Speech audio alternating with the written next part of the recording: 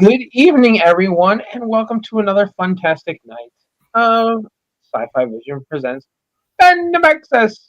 Where'd my arms go? Just me and Karen again tonight. Strange New Worlds, Episode 8, and Invasion, Episode 2. Hi. Good evening, Karen. I'll be with you in a sec. I walked through my front door 5 minutes ago. No, perfect timing. I know. I was out on the boat again tonight at practice, right? And so the race is in 10 days, so I can't miss practice. So I'll be with you in a second. I'm just getting some water, and my hair is very sideshow bob tonight, as you'll see, because I have been on a boat. Yes, it's very, very important. Very important that the person that says stroke doesn't not show up. Yeah, right. I'm the loudest person on the team. It's really important that I am there for practice, and to do my thing. So, yeah, one more week. Next week is my last practice, so I will be on time and showered after that. So anyway, yeah. So no Jamie. Jamie's taking the night off because she doesn't watch any of the shows we're talking about, to her detriment, because these two shows are great shows that we love, and they were both good this week, I think, right? Yeah. Yes, Star Trek's been a lot of fun this season. You know what? I think they really leaned into the fun, and there's not much of a whatever sort of through line ongoing story we have is very backgroundy, right? We're not at all in that. Last season near the end was really kind of, with the Gorn and all, kind of really intense, right? And This is has just been mostly a fun season, I think. It might come back around that way though towards the end. Actually, how many episodes is this? 10 or 13? I don't remember how many episodes. I can't remember either, and I would have to look it up, and I'm just not going to do that right now. Because if it's 10, then next week might be. If it's 10, next week might get kind of crazy. What was this, 7 or 8 this week? This was 8. This was 8. We might have 13. I'll Google it in a second as soon as I stop walking around with this. I'm looking right now. But yeah, it's been really kind of. We did open the season with the aftermath of the Gorn attack and all that. It was heavy at the beginning, but the beginning of the season was very intense. Yeah, for sure. The little windblown. And I'm wearing my Chicken Palooza shirt tonight, you guys. So I guess you want to talk about Star Trek first? Sure. There are 10 episodes. Oh my god, and this was 7 already? So there's 8. only 3 left. This was 8. There's only 2 left. Well, we did have sort of maybe some resolution on the whole Batel thing. Not resolution, but yeah, movement on the Batel thing. We've been saying for weeks, how long could you just hang around on her boyfriend's ship? Right. She's a starship captain also, right? So they go to this planet that is not part of the Federation, has made first contact with Vulcans, but Vulcans are the only ones they know exist, so nobody else can go there. So they come up with this brilliant idea that they're going to turn 4 of them into Vulcans, so they can go down to the planet. Boy, did that backfire! And I'm sorry, I downloaded some really fun pictures, but I just I didn't have time to format them. I had a bunch of work. I had actual work to do. My job has been really busy lately. And then practice. So they decide to turn. The title of the episode is 4.5 Vulcans. They possibly have. They turn Pike, Chapel, Uhura, and La'an. They have some serum that makes you an actual Vulcan, not just look like a Vulcan, but think like a Vulcan also, right? Yeah. It basically Chapel took the antidote that they used for Spock and reverse engineered it to make humans Vulcan instead of the other way around. Make him less. To make him less Vulcan to make his human side like be out. Yeah. I forgot about that. Like, I wasn't really paying attention where she got it, right? Like what it was. But yeah, it was the Spock thing that when did they use that last? Last season. Last season they used it, right? Right? Yeah. So no, was it when he was engaged? Was it 2 seasons ago? No, it was definitely it was last season. Yeah. Anyway, it makes them not just look like Vulcans, like which would be like funny, but it makes them actually like turn into Vulcans. Like they think like Vulcans, they act like Vulcans, they become Vulcans, and hilarity ensues. Yeah, especially when Spock is like, I forget who. I think it might have been Erica said, "Vulcans are jerks," and Spock's like, "Yes, we can be." It was Pike. It was Pike. He's like, "God, are all Vulcans jerks?" And Spock says, "Yes, Vulcans can be jerks," or something like that. Yeah. I really wish I had the photograph. The best. I mean, I could probably try to whip it up real quick. Pike's hair. Oh my God, Pike's hair, right? Like that was insane. Pike's hair. Yeah. I've said before, we have said before that Anson Mount is always up for whatever kind of goofy thing they're making Pike do. And in this case, he was leaning into his gigantic hair. I can probably share this awesome photo. I wonder how I can share. I'm going to try a new thing on StreamYard, which is we can share an image, right? How do I do it? What does it say? Extra camera video, share screen. Let's see if I can choose what to share. Is it working? Did you see it? You don't see it? I see it. Yeah. Yeah. I mean, look how tall his hair is. It's like Beavis and Butthead kind of hair, right? He looks like Beavis and Butthead. It's like he's here on the screen with us. It was, I mean, and this is like in the first 10 minutes, like I texted you, like in the first 10 minutes of the show when I saw it, that he like they all grow the ears. His hair is the one hair that like, God love Anson Mount for being like, really embracing this, and the whole cast for like embracing this and never feeling like they like look silly or anything like that. Now I'm going to unshare. Oh, see, I can do this, AJ. I can do this because I also have this other wonderful photo that is the whole gang. Let's see if I can do this one. Let me see if I can. Sorry, people out there in StreamYard land. I'm just like really learning how to finally embrace all the possibilities here. And it's because I'm late. But I love this one also. This was like, now they get into their Klingon garb and they dress up in like Klingon uniforms, which I guess they just had laying around, or I guess the replicator can like make them, right? Yeah. The replicator makes these Klingon uniforms and they're going to go down to this planet. I can't even remember what the problem was. Oh, so there was some sort of like nuclear reactor that was like in overdrive, right? And like they had to go down there to fix it before the planet exploded. Right?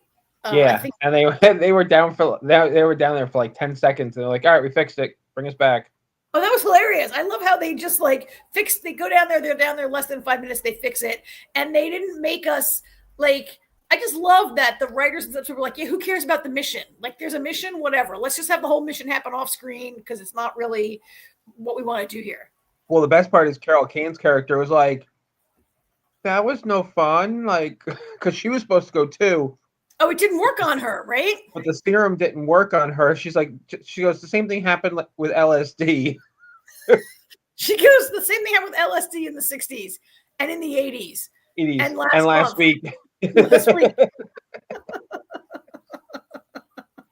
But she was upset because she was going to talk them through how to take care of the problem. And they were like, "Yeah, we're done." Oh yeah, they do it in like 2 minutes and then they're all like set and she has no like role other than to like stand next to Una and make some like wisecracks throughout much of the episode. Um, that was So again, I love that part that we didn't even really have to see the mission. It didn't really matter. So I guess the Vulcans were not supposed to have made first contact, right? Well, no, the Vulcans were just the only ones that they were aware of. Because the Vulcans made first contact, but there was a reason for it, but I forget what it was. But someone mentions that it was like a violation, and they shouldn't really have like been down there. Right? They did it before the Federation was formed, so that whole rule, that whole rule was not a thing. But the Vulcans are the one that came up with that rule, but there was some kind of emergency. Which is why the Vulcans helped them. Went down. Well, I think they set up this energy reactor or whatever it is, right? Yeah. And so now they're going down there. I love that it kind of happened off screen, and we have this kind of really hilarious side story going. So Una is left, right? Una is left in charge of the ship. And they have to go get some information. Oh, so everybody comes back, and now they can't be switched back, right? Like there's no way to switch them back from being Vulcan. Well, they had a way, it just didn't work. Well, yeah, it didn't work. And they didn't switch back. And then they were like, well, what happened was they were like, oh, we like being Vulcan. We don't want to take the serum. We want to stay being Vulcans, right? Because they were like, we love being logical. We love like all this thinking. We love, right? And they don't want to switch back. And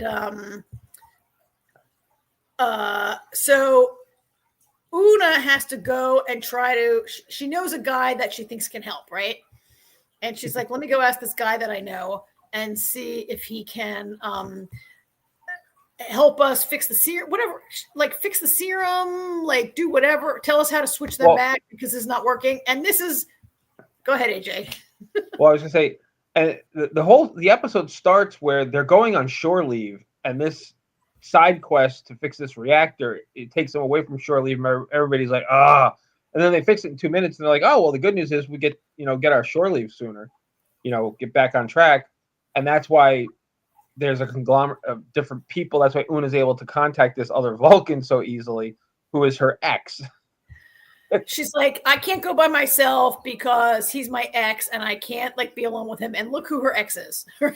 Yes, her ex is Patton Oswalt. Her ex is Patton Oswalt. Rebecca Romaine's ex is Patton Oswalt. In full Vulcan regalia. And she takes, who does she take with her? She takes Spock with her. She takes Spock with her. She's like, Spock, I can't go. I don't want to see my ex. And you think it's because like, oh, your ex is horrible. You don't want to see your ex. And it turns out that they're still insanely attracted to each other. Yeah, like she can't control herself at all. No, she can't control herself. She clearly just wants to like jump on him from like the moment that she sees him. Like, I don't even really know why they broke up and why they're not together, right? Like they're it's not really, they don't really get into that part. They're totally, totally into each other. And we don't really know why they broke up.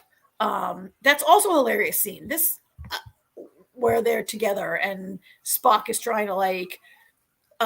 So in order to fend him off, she starts saying, in order to fend off Patton Oswalt, she says things like, "Oh, this is my husband, Spock.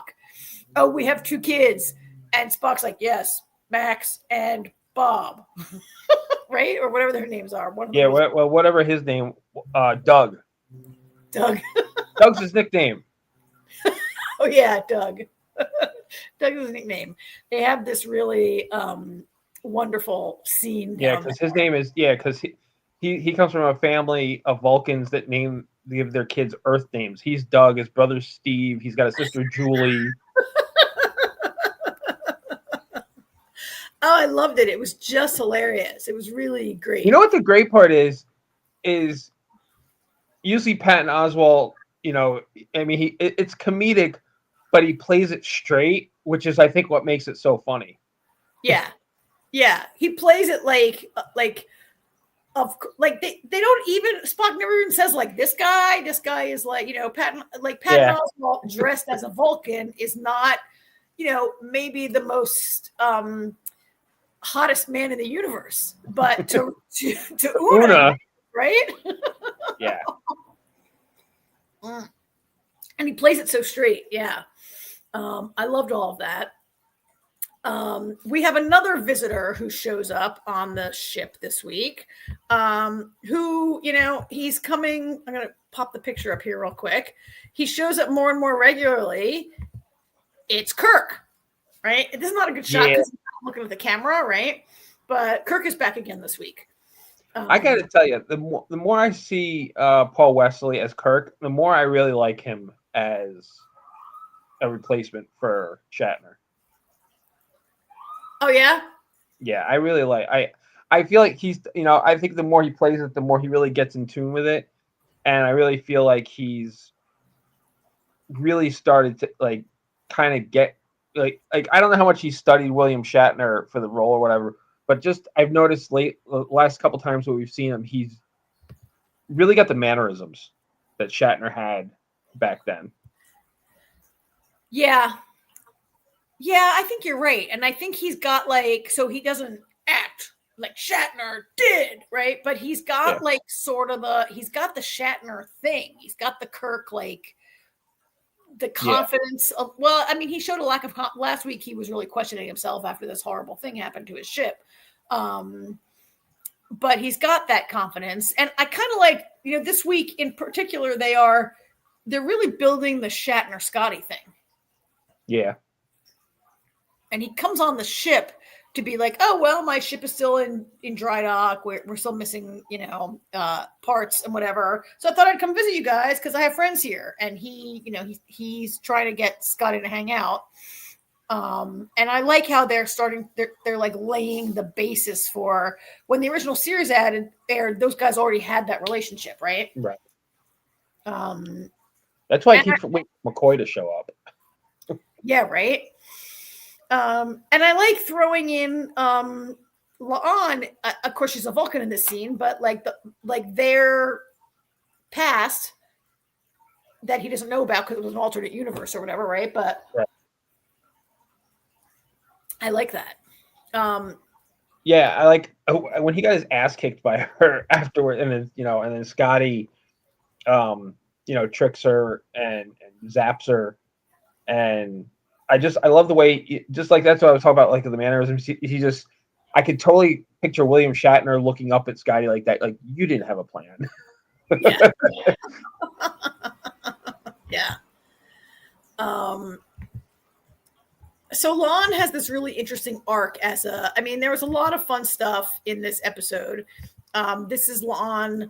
She goes super, I don't want to say, she goes crazy aggressive, which, she's she has this idea that she's got a very complex idea of how she's going to provoke the Gorn into a war, right? She's like, I'm going to provoke the Klingons, but I'm going to tell these other people that I'm going to tell the Klingons somebody else is behind it. And she's got 4 different races that she's trying to implicate, all to provoke the Gorn.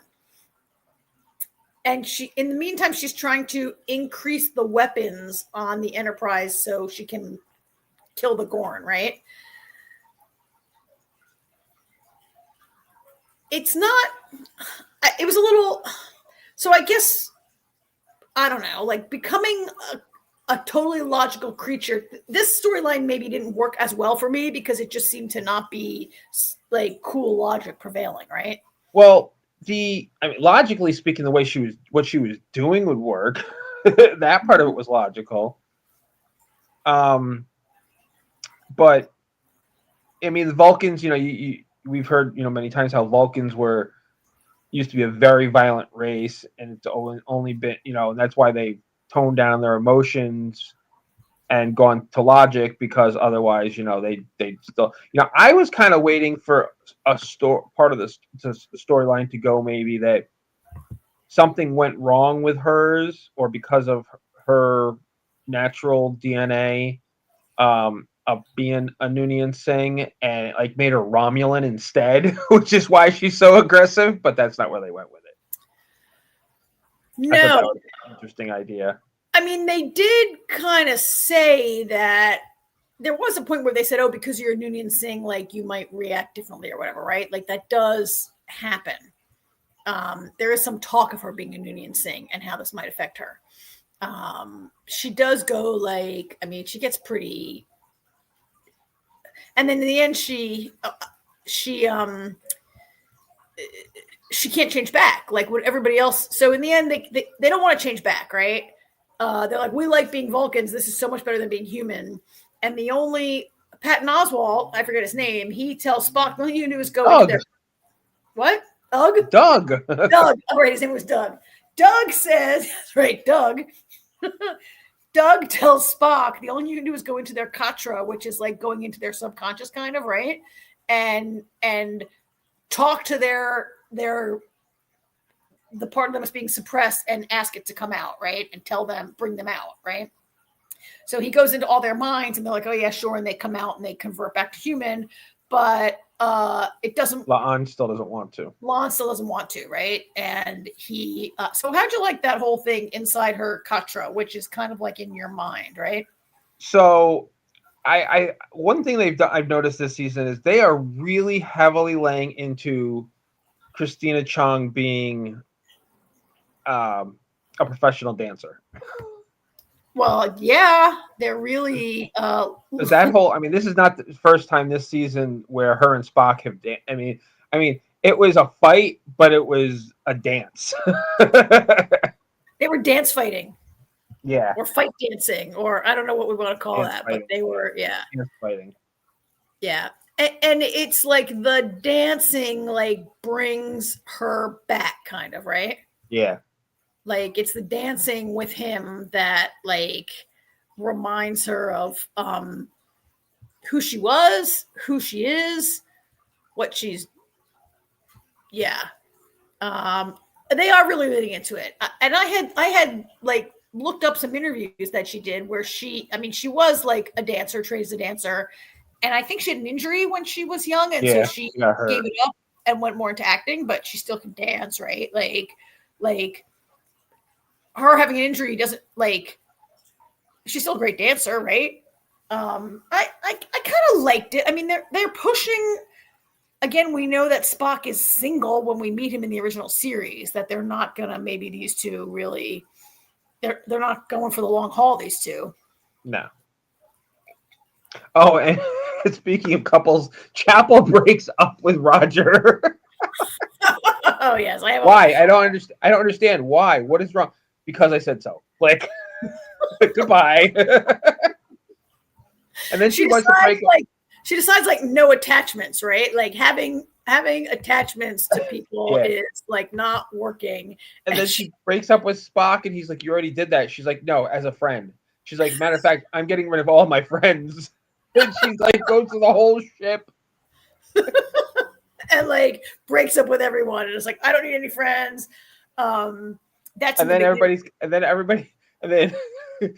Everybody's apologizing to whoever they, treated the worst, and she's like, I'm gonna apologize to the whole ship. I love that when she called Roger up, I was like, oh, this is great. Maybe this is how it ends, because we know where both these characters end up in the original series, right?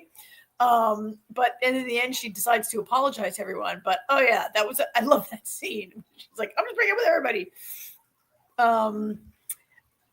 Also, okay, now that I figured out how to do all these pictures, I also really love this photograph where's this one?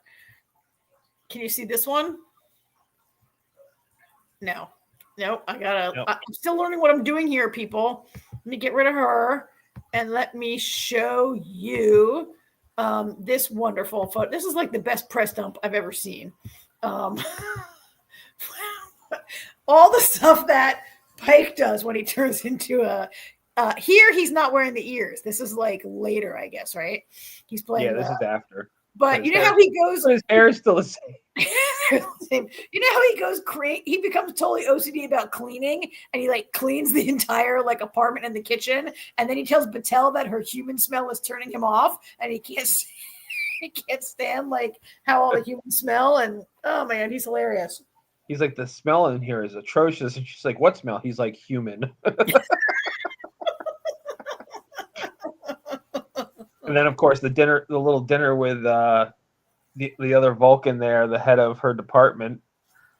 Oh, so the admiral, who's like the Yes. head of the department, yeah. So that was really an interesting. He's head of judicial, and they gang up on her, and she's like, "All right, screw both of you." That was a really interesting turn of events, and you know, we've been saying for a while, like, what are they going to do with her? And this is where it happens, right? Like, she's like her Vulcan. So because Pike is a Vulcan now, he's like starts describing all of Marie's faults and why she would not be a good captain. And he talks about, like, I forget what he talks about, but like the whole Gorn, because of the Gorn thing. Yeah, the whole Gorn thing. The whole Gorn thing, and also I think maybe some just human frailties also, right? Yeah. But basically the Gorn thing also, we know what's going to happen. And she's like, will you stop? Will you stop? What are you doing? And he keeps, and then the Admiral like jumps in on it, right? And they're having all this like Vulcan fun, and she just like tells them both off hard, right? And she's like, our department would be better if you didn't make so many stupid decisions. And the Admiral's like, what? She totally tells him off. Which worked in her favor because he ends up telling her that he's going to retire and he offers her the position. Yeah, so I guess she's going to leave like being a starship captain. Yeah. Well, her ship was destroyed. She's not really a captain right now. She doesn't have a ship to captain. She's going to go work for Judicial, which, I mean, settles. She'll get off the ship now and she'll move along, which is good because that storyline needed to move, right? Yeah. Well, you've been mentioning that pretty much every week. Like, how long is she staying here? I know, every week I'm like, but you know, we have these. They're so cute. I really do like these two together. Yeah. They're off. This might be at the end after like he has to apologize and stuff, right? And she gets the job and all. Well, definitely not while he was Vulcan. Yeah. I mean, I do like them together. They're very cute together. I like her. He seems to really he seems to be really committed to her, and I don't know what's going to happen there. But they're a little bit settled for now, these two.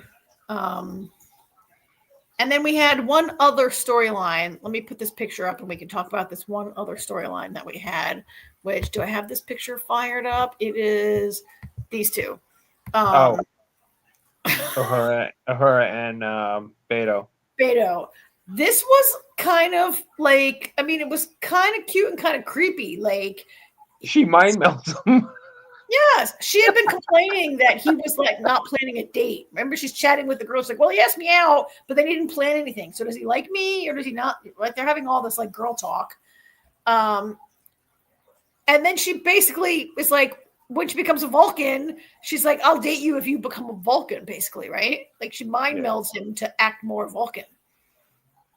Yeah, and Erica's like, what the hell did you do to my brother? And she's like, I used a mind meld on him to make him more blah, blah, blah. And Erica's like, you did what now? Yeah, it's very, it's kind of like an abusive, controlling relationship, right? Like, it's not cool what she does. But in a way, actually, it worked out. Like Beto says, he goes, in a way, it was all right because that is those are the nicest thing that Erica has ever said about me, ever. Yeah. And Uhura doesn't really get that part about like sibling, like, you know. Yeah. Like Erica disapproving. She's like, yeah, that's part of like our family. That's part of. She's like, we're Ortegas. What do you expect? Yeah. She's like, that's who we are. Yeah. Yeah, I think I can't think of anything that I really didn't like about this episode. It was really fun. It was all good. It was like the third episode in a row where the captain is not like the center of the show, which is kind of great. Like, so much of the original series, like, look, we all love the original series, but it was like Kirk was the center of attention almost every single week. Yeah. And when it was off him, it was either Spock or like Scotty or McCoy, right? Like, rarely was there. Like, I think one thing I've really enjoyed this season, and especially this episode, there was lots of just conversations with people, you know, with Kirk and Scotty, La'an and Una, there was just conversation, like I like La'an, this whole thing with Spock, she's like, Una's like, what? She's like, what's going on with that? Like, what's going on there? She's like, I found a pair of socks in my drawer, and she's like, dirty ones? She's like, no, they were clean. Like, why is he leaving stuff in my apartment? She's like, it's not my socks, they're his socks. Why is there socks here? What's, it's that old like conversation about like your boyfriend needs a shelf in your medicine cabinet, right? Kind of thing. And she's like, I thought you guys weren't going to make it weird. She's like, I totally made it weird. Yeah. And he just lives down the hall. Can he just leave his socks at home? He just lives like, it's not like you have to drive across town to hang out, right? Yeah, you're right. You know what's great about that, now that you mention it? I mean, I guess it's kind of like if you were in the U.S. Navy or any Navy, right? And you're assigned to be on some ship or some submarine or whatever. Most of your days are just like sailing around. Like you don't go to a new island every day and meet a new culture every day. Or you don't, like on a starship, you probably don't go to a new planet every day and have all these giant crises. Like there's a lot of just like sailing around and talking to your friends. Yeah. And colleagues, right? So, yeah. Is this my favorite episode of the season? I mean, it's the most fun episode of this. It might be one of the most fun episodes of the series, really, in terms of fun, just being fun, right?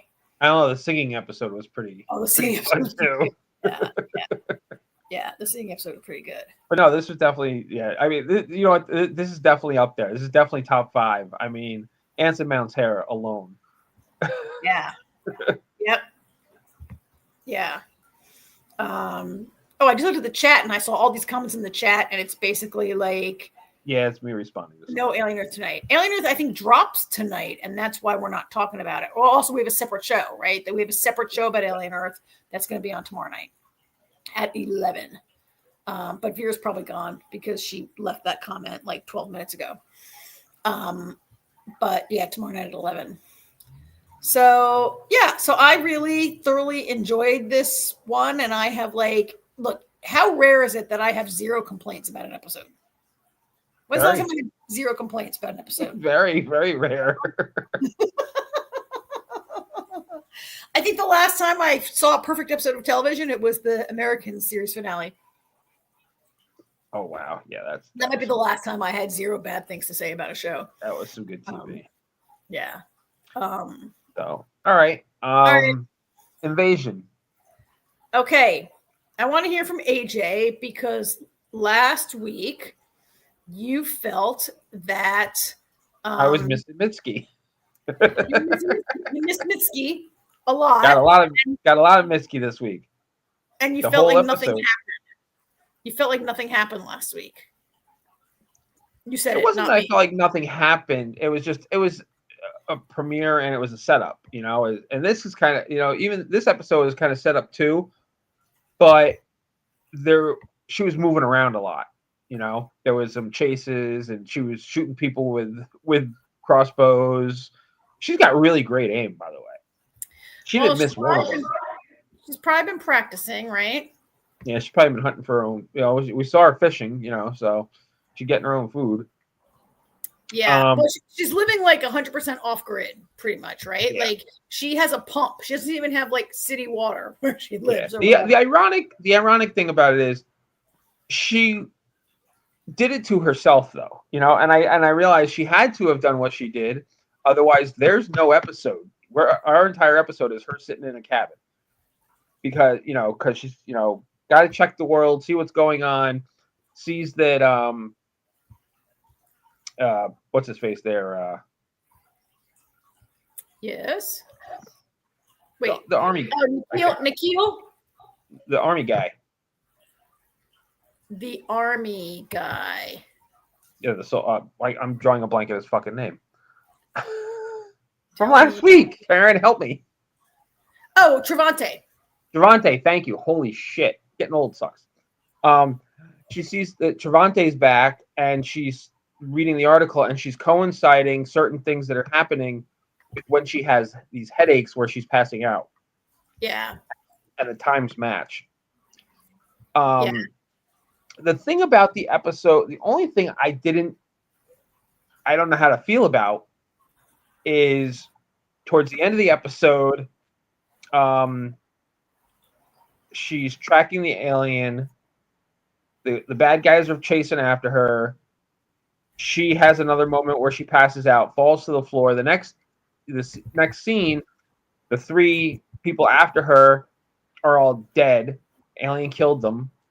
And then the alien like caresses her face. I was like, I don't know how else to call it. Hang on, I have a picture of that. Let me show my picture of that because I spent time today downloading it, and you people are going to look at it, okay? And it is this picture, I think. Yeah. So, but the thing about it is, it caresses her face, and then the screen goes black, and then when we come back, she's no longer down there, and she's somewhere else. So I know the aliens and her had a connection. Yeah. But I don't know. Obviously we'll learn more, I'm assuming. But on the other side of it, it's kind of cool. We have a new alien. Well, yeah. It is kind of cool. And it has it's funny because it looks a little, okay, I'm not saying it is a robot. I'm saying its hand, see how it almost looks kind of mechanical. I know that it's organic, right? But it almost feels a little mechanical to me. I'd call that bad CGI. Well, okay. If it looks mechanical, if it's supposed to be organic and it looks mechanical. No, see how it's got. Let me put this picture back up here again. I'm having an issue with my. Hang on. I gotta click share screen. Oh, show it. See how up here? Oh, you can see my arrow. It's just so perfectly, its claws are so perfect. I got what you're saying. It looked like, when I say mechanical, I mean manufactured almost more than I get what you're saying. Perfect, right? Like if you looked at an eagle's claws, they would maybe not all be perfect. It just me. Gotcha. I mean, but look, it's alien. It's alien. Maybe they're all perfect. I don't know. That's all I really meant about that. So you were waiting for an episode about our girl, Mitski. Did this feel a little more exciting to you? A little more like stuff was happening, a little less. I mean, you didn't say last week was boring, but you felt like it's a season premiere, it's a setup episode, and not like a ton happened, right? Yeah, this was kind of, and this was kind of the same thing. It was more setup. But because she was being chased, it had a little more substance to it, I guess. It had this action going on, yeah. Yeah. That was maybe a little more tension was going on, maybe, right? And we got the stupid jerk Radzinski. He's got his hands in all the cookie jars. Oh, that guy. So I actually am looking for a photo of. I just got a picture of him. Hang on. Sorry, Jamie is so much better at this than I am, and also Jamie does it Jamie also has a lot more. This is also Jamie's full-time job is doing this stuff, and it's not my full-time job. But are you talking about this guy? Yeah, no, that's jerk off. Yeah, I forget his name, right? I do too. I keep forgetting it. I'm gonna call him. He'll always be Radzinski. He'll always be Radzinski to us. There's him, and then I think I have a picture of his crony, Agent Badass, right? That's picture 5. Let's see if I can get if she's number 6. Let's see the female agent that he calls to track down Mitski.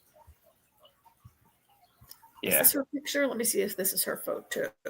Do I have her photo? Hi, Doc. Thanks for coming. Oh, hey, Doc. No, Apple only dumps 6 pictures, right, each week. And so they don't necessarily have a picture of every character who figures into the whole thing.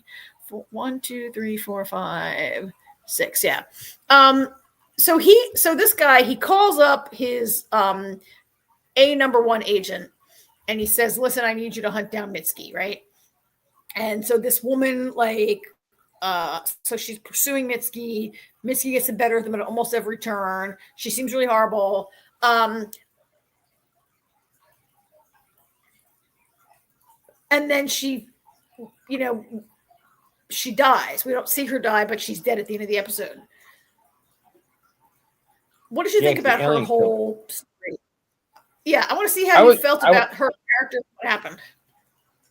I gotta say, I was surprised her character died already. I thought she was going to be a thorn for the whole season. Yes, and I was so happy that they did it that way, because I feel like Radzinski, we're just calling him Radzinski, an killer agent, they felt a little over the top to me, a little mustache twirly, like like they were a little over the top villain.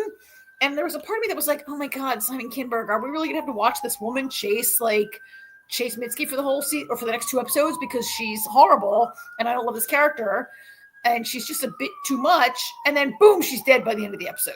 It was I was like, oh, this is nice. Like, you set me up to think, wait, you hear the ambulance? Hang on a second. Yeah, always do. All right, it's passing. There it goes. So, like, I guess I felt like, oh, you gave me this character that I hate so much. I can't believe I have to watch this person. And then boom, you pulled the rug out from under me and killed her in a timely manner. I thought it was kind of great, actually. Yeah, like I said, I didn't see it coming. It's very not what we're used to. If she was still alive, right now I'd be complaining to you how much I hate that character, and she's way too over the top, and she's way too perfect to kill her. Actually, she's not, because Mitski tricks her like 3 times, right? Yeah. Mitski beats up all of her henchmen, and she gets called in because Mitski beats up all the men. Basically, Mitski beats up all the men they sent after her, so now they got to send a woman. Fair enough. And she ends up dead. I love that she wound up dead by the end of it. I thought it was nice to give me this terrible character. Doc, oh sugar, you're behind. So it's muted, so he can't hear us. But yeah, you got to catch up. It's only episode 2, Doc. Are you not caught up on the previous seasons, or just not on these 2 episodes? I mean, we keep encouraging Jamie to watch it also. Jamie would probably really like the show if she found time to watch it, I think. Jamie's too busy promoting Tomorrow. I know. We did mention it, Jamie. I love Jamie. We did mention it, Jamie. We are being good co-hosts, and we did mention it, and we will again. And while Jamie's here, let's just say, everyone, please like and subscribe. And Jamie, since you're not here, you better like also. It's funny. Even the other bad guys don't like Radzinski, because I don't know any characters' names. All right, so he's Jack Hollander, and Rachel Nichols' character is Reagan Byrne. Even Byrne is like, she's like you always want to try. What did she say? Oh, well, she goes, you always want to try something before a knife, Jack. And he's like, hey, we're on the same team here. Let's just get this done. Oh yeah, she says like try a knife before a gun, or she says like try it to talk before a knife or something, right? Because he comes right in giving her a hard time, like your idea didn't work, and she's like, it was worth a try. Like he's very charismatic. Well, he's very, he reminds me a little bit, and I'm gonna say he reminds me a little bit of the guy in the last season of Snowpiercer, Colonel Agent Coulson, the guy who plays Agent Coulson, why can I not know anybody's name? That guy in the last season of Snowpiercer was such a crazy, Yeah, he was the worst. And he was a government guy who always went for the nuclear option and was abusive and cruel and mean. And Radzinski, Jack Hollander is like that, right? Yeah. Yeah. So speaking of bad guys, we got a lot of Nikhil in this episode. Yes. I mean, I guess is he a bad guy? He's just a jerk. Like he was on screen for the first 2 minutes that he was on screen, and I actually said out loud, I was like, well, Nikhil is still an asshole. Oh my God. He Nikhil is such a jerk. How about when he fires that guy in the first scene, right? That's what I'm talking about. Yeah. And not only does he fire him, but he says, like, what's your job? And you, congratulations, you're the new lead chemist. And then he looks at the guy he fired. He goes, oh, tough break. Enjoy the flight home. And I'm like, holy shit, you are an HR lawsuit waiting to happen, Nikhil. And you don't care because you're a billionaire. That's if HR still existed. Well, yeah. Yeah. I mean, their excuse for everything is like, oh, it was a war. It was a war against aliens. Oh, right. I mean, there's a big chunk of, is there a big chunk? There's a part of this episode where Mitski is like, so it comes out in this episode that Mitski was experimented on. Like after the mothership came down, the government, like she passes out, Nikhil passes out. Apparently while they were unconscious, the government, Rudzinski, swept in, captured her, and experimented on her. And we don't really know the details. Does she say they cut her open? I think she says they cut me open in this episode, right? I don't remember. Apparently, well, whatever. They did experiments on her against her will. They held her captive. They did experiments on her. And like later in this episode, Hollander says like, there are comments about like, oh, welcome home. Can't wait to get you back home. Right? Like they're totally unapologetic about how, and even Nikhil is very like, Mitski's like you totally like let them capture me and experiment me. And he's like, oh, I was unconscious. And she's like, okay, but how about when you woke up? You didn't like, bye, Jamie. Jamie's saying, have fun, guys. Bye, Jamie. Well,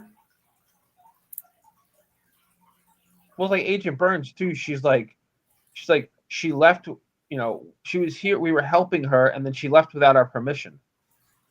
Yeah. So what is it? I was like, wait, what? How does that work? Are you helping her? Why does she need permission? She's a human being who helped you save the world. She wasn't our captive. We were helping her, but she left without permission. Well, that sounds like a captive to me. It's a real like Travante saved the world. Granted, he's been gone for 2 years, but he comes back and he gets like, they're going to have like a big event and give him a medal and blah, blah. Like, they didn't take him and start experimenting on him immediately, but apparently they took Mitski. Like their experience. Hollander wanted to. He did want to. You're right. He did want to, but he couldn't because like it leaked out that he was. It was because somebody leaked it, and the president was also like, "All right, this is what we're doing," Yeah. So Nikhil apparently got the contract to mine shard pieces out of the mothership. The fallen mothership or any other ships that fell. I don't know. Yeah. Right. He makes a remark about the shard pieces you love so much. He tells Reagan. And he also says like the bullets that stun the hunter killer aliens so you can capture them or whatever. Right. Like he's got a mining operation. The government's paying him to extract whatever they can out of this mothership. I would have to believe that Nikhil's probably also like stealing a bunch of that shit for himself.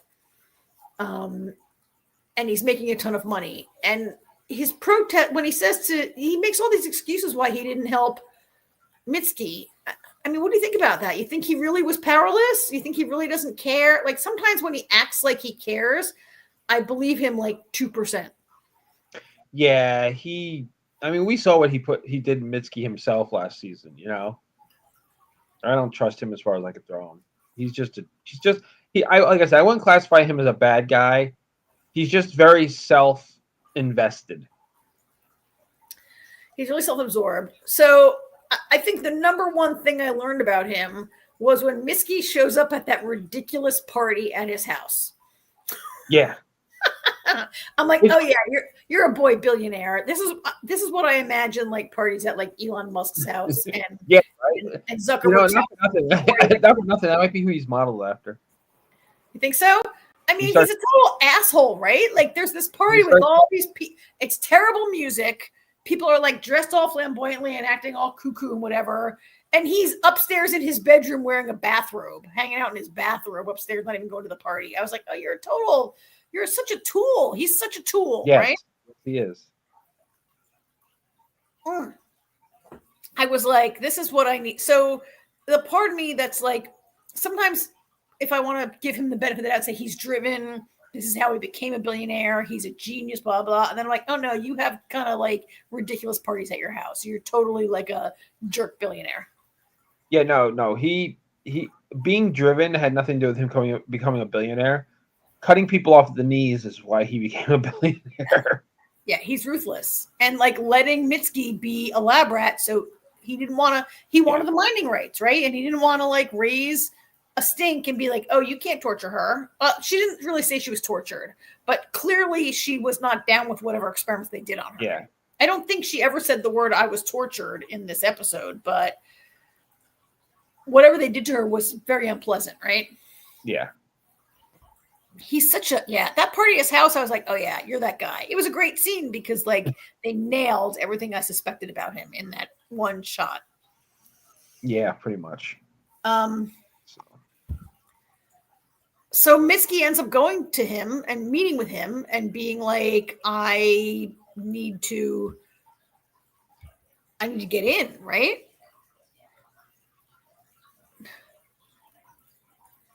Yeah, that's interesting to see how that plays out. It's after the elevator shaft. It's after she fell down the elevator shaft and it's after it goes right from the alien caressing her to her being at a party. I want to see that missing time. I did say, I'm like, oh, how'd she get from Japan to San Francisco without anybody finding her? And then I was like, well, I guess I have to assume that she has ways to buy fake passports and stuff, right? Like, considering the assault team was dead at the bottom of the elevator shaft. Yeah. Who was gonna track her? Right. There's no Radzinski. There's no one to track her. I guess Radzinski won't know for a while. She has a very long head start. And she knows ways to, she knows a lot of people, and she also can hack anything. She can just hack whatever and, get herself through customs, through immigration. So she shows up there and she asks him for help. She's like, well, you said you wanted help. Do you really want to help? And that's kind of where we leave off, right? Yep. I'm not okay. Do you think he can be trusted? No. But if it's something that's going to benefit him, then yes. It all depends on what it is. You know what I mean? Like, if she makes him an offer of, hey, listen, I need this, I want to do this, and because of this, you're going to benefit in this way. He's all in. Somebody else comes along and says, hey, listen, we know you're working with Mitski. We need to know where she is. And he'll be like, I don't know what you're talking about. Okay, well, we're going to do this for you. Oh, she's in my closet. Yeah. You know what I mean? Like, he'd totally sell her out for the right price. One thing about, we talked last week, and I feel like the same thing is happening this week. Like last week, Travante's like, oh my God, the aliens are up to something. And everyone's like, oh, Travante, you have PTSD. We'll help you, right? And this week, Mitski's like, oh my God, the aliens are up to something. I found something. They're up to something. And I would think Nikhil would believe her of all people, but he seems to just be maybe humoring her, right? Like, I'm not sure. It's hard to say with him. I mean, he also tried to mind meld with the alien, and the alien was like, boom, and like kicked him out of the room, right? They're like, we're not talking to you, bud. Yeah, the aliens were like, you're a jerk. Go away. Yeah. Yeah. I'll have to find out next week. Yeah. Assuming that we even see anything with Mitski next week. I know, because it could just go back to Travante, or it could go to we could see where we could find out what refrigerator Casper's in. Or Anisha, right? We haven't seen Anisha yet. Anisha? Yeah, Anisha's her name, right? We haven't seen her yet, and her kids. Yeah, that's what probably. Yeah, it's probably we'll see her and the kids probably next week. Well, yeah, because Luke is a what they call a child sensitive, right? Like Luke is a child sensitive. They don't really seem to know about him at the authorities. Like they knew about Casper, they knew about all the kids they had in their little French hospital or whatever, but they seem to not know about it. But it seems like first Travante, now Mitski, probably Luke maybe will be the next one to be contacted or to feel the vibe that's coming or whatever. Yeah. AJ, have you still not seen any trailers or any advanced press or anything? Okay, so the trailer and some of the Apple marketing materials gave away what I thought were some crazy big things. So just stay away from it. Yeah, I never trust marketing departments because they don't talk to the people making the shows. They just go, "Ooh, this looks fun," and they put it in a commercial. Like I always go back to the original Fast and Furious movie. The trailer showed the end of the movie. Yeah. You don't know it watching the trailer, but it's literally like the end of the movie. Yeah. Or like we would complain for Lost or many other shows, you'd have a cliffhanger that someone's going to die, and then the marketing department would put out next week and it would show the person is alive. And you'd be like, why do you have that cliffhanger that AJ is going to die? And then I see AJ like having a conversation in the scenes for next week, right? Yeah. Yeah. So, I mean, I know. Actually, inadvertently, I remember with Lost, probably one of the most brilliant marketing that they ever did with a commercial, which I don't even think they realized how smart it was that they did it. I think it was just dumb luck. But there was this whole thing. I forget specifically what was going on with Jin, but we see Jin in the commercial telling Hurley to have a cluckety cluck day. Now we find out, and then we end up finding out it's Hurley's having a dream and he's like kind of losing a little bit, but on at face value to begin with, it was like, wait, how is Jin there? What's going on? Like we're watching this trailer going, how is that happening? Yeah. And why is he speaking English? Yep. So we've seen 2 episodes. There are 10 this season. Do you have any theories yet or predictions or ideas about what might be coming? And I say that it's not a leading question. I have not seen the whole season. Just more alien stuff and whatnot. Yeah, we talked last week about Casper. Like, is Casper really dead? I don't think so. I think the government has him on ice somewhere. Yeah, I think so too. I mean, to have Casper die essentially off screen and not to have any like funeral or any like anything. Technically, he didn't die off screen. I mean, we saw him. We saw him flatline, right? Yeah, we saw him flatline. So I mean, technically speaking, that's definitive. But given the fact that Travante's back and Casper was mentally on the ship, not physically. Yeah. And the government being shady.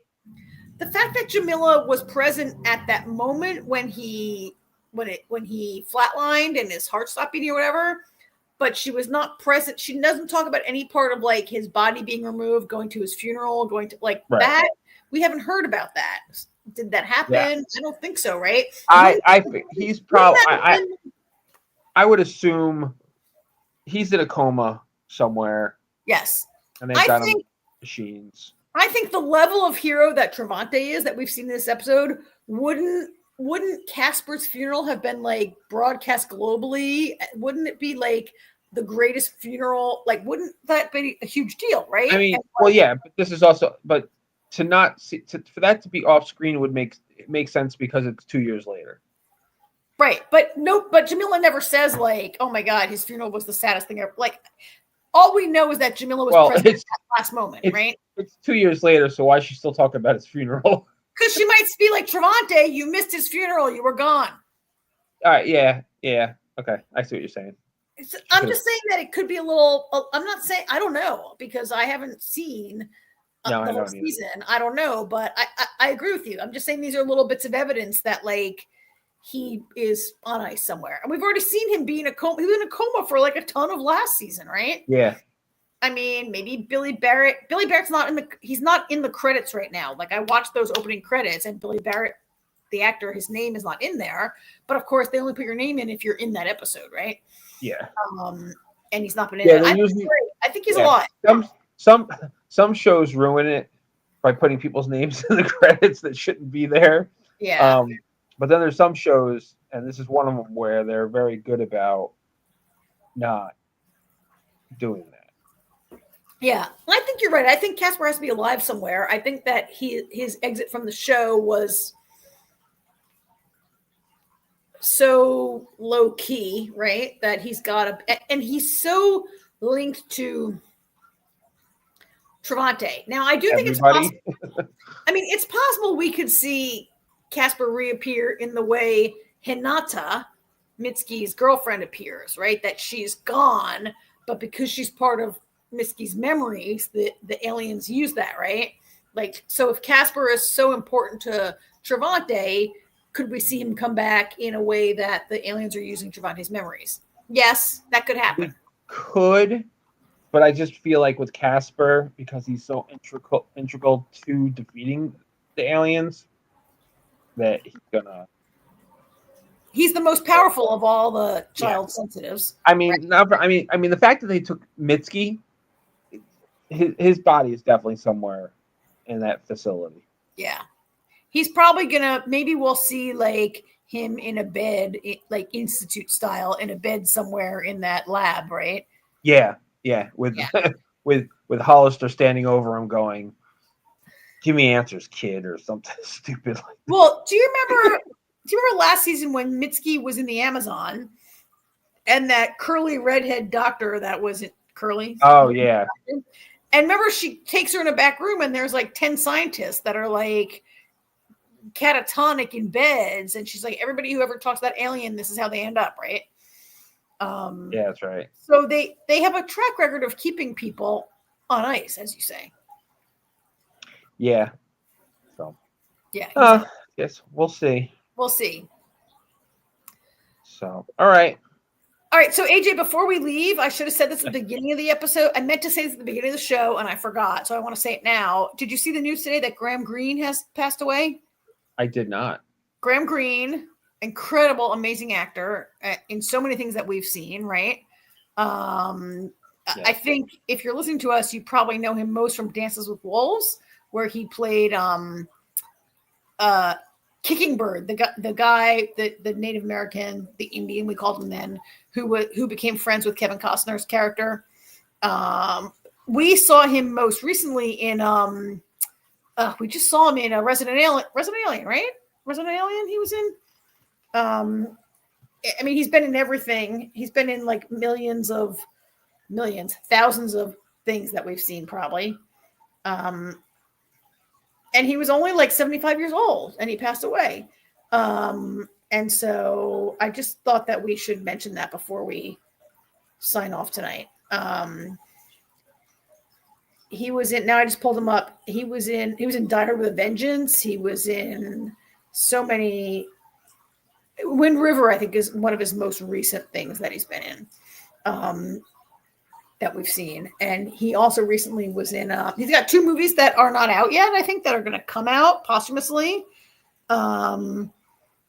He's just so prolific and so amazing and such a great actor. I know what the last thing we saw him in was Last of Us. Oh, The Last of Us. Yes, he's in The Last of Us. You're right. I knew we saw him not too long ago in something. Yep, we just saw him in that. He was in Reservation Dogs. He was in, I mean, the guy's been in everything, and he's such a good actor.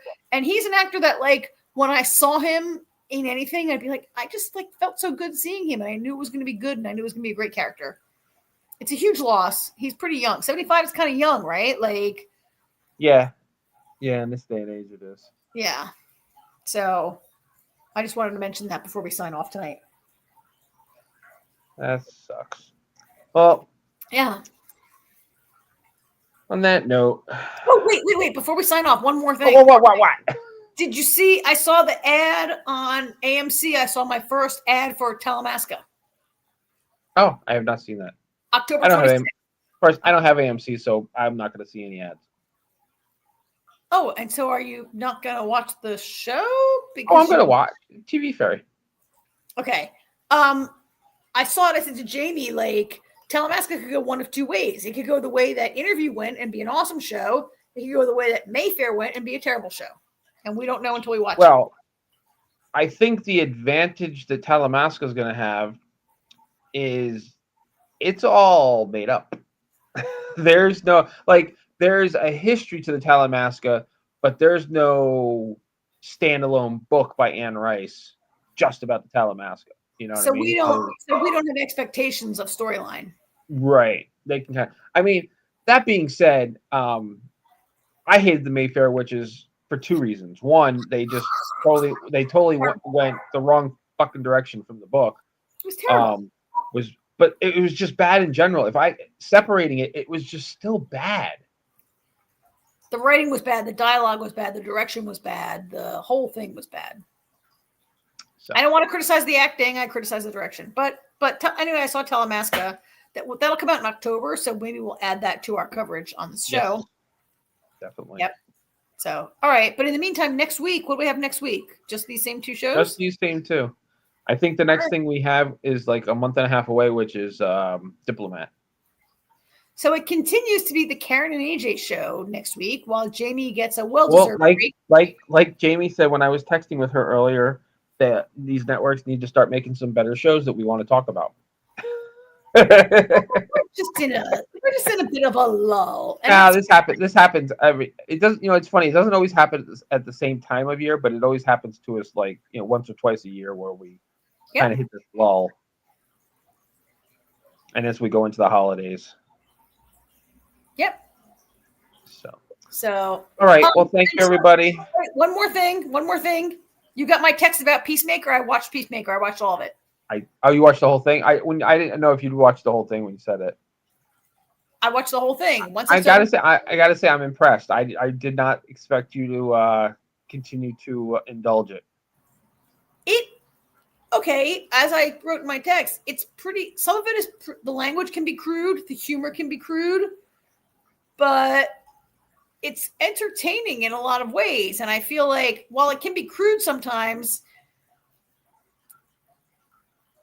I don't know. I feel like it's less 12-year-old boy and more like adults being crude. I don't know. And I felt like a lot of the thing, like Eagly is hilarious. Yeah. Vigilante is hilarious. Like there's so much going on in every scene in the background. And while I do think Chris Smith, is that his name? Peacemaker himself is almost too stupid to be able to function as a human being.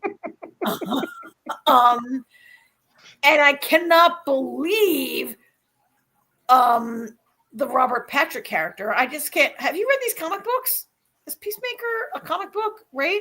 Yeah, he's a comic book. I've never read Peacemaker, but the funny thing is, after watching Suicide Squad, and I'm like, Artie's telling me, yeah, James Gunn is doing a spinoff with Peacemaker, and I'm like, are you fucking kidding me? I'm like, Peacemaker is the worst. I'm like, what kind of show is that gonna be? I was like, he killed Flag. I'm like, I was like, I don't know how that's gonna work. Flag. How do you come back from that and be a leading character? So Artie can't wait to see it. I'm like, well, I'm gonna watch it, and see how it is. And after the first episode, I was like, oh my God. I was like, this is amazing. I was like, this is great. Like, I never thought I'd be so excited. Like, season 2, I couldn't wait I was so excited. And the ironic thing was, it premiered the day that I took Artie to college. So we didn't get to watch it together. And the intros, like I say, that's one thing with James Gunn. He always does such amazing things with musical intros. All 3 of the Guardian of the Galaxy movies have musical intros that are amazing. And he does the same thing with Peacemaker. And it's actually funny because season 1, I always skip intros for TV shows. Me too. Peacemaker, we watched the intro every single week because every single week there would be something in the intro that we did not catch the week before. And it's the same every week, but you just couldn't watch it. There's so much going on, you don't catch it all. Yeah. I was surprised that I found it entertaining because you had said you were like Karen and Jamie, you both won't like it, don't watch it, you will hate it. It's like if you don't like, not that I don't like Resident Alien, but the things that I didn't like about Resident Alien are all present in the show and amped up to number 10, right? Yes. And yet I found it kind of entertaining, and there were times where I really laughed, sometimes despite myself. And they actually, like, okay, this is a guy who killed Flag in Suicide Squad. You can't come back from that. And yet they've given him sort of a. I mean, he's guilt. He feels bad, right? He's having some. He can't really be redeemed, but he has remorse over it. He has remorse, yeah. And then once you see his father, like, so he's a character that did some bad shit, and Peacemaker is not a sympathetic character, but then they gave him a father who is like 10,000 times even worse. Yeah. Yeah. So yeah, the first season was pretty entertaining. There have only been 2 episodes so far in the second season, but I'll keep watching it. Yeah. I despite myself, I'm surprised. Yeah, I am too. Usually, especially since you don't do comedy to begin with. I don't do comedy. It's not a full comedy, but it is. No, but it's definitely. And it's very, yeah. It's like if I knew these people in real life, I'd be like, I'm sorry, I can't hang out with those guys. They're too right. Yeah, no. And then in this last episode, where Eagly, like, Tim Meadows came in this season, right? And then, yeah. Anyway, we're not covering it, but I found it entertaining.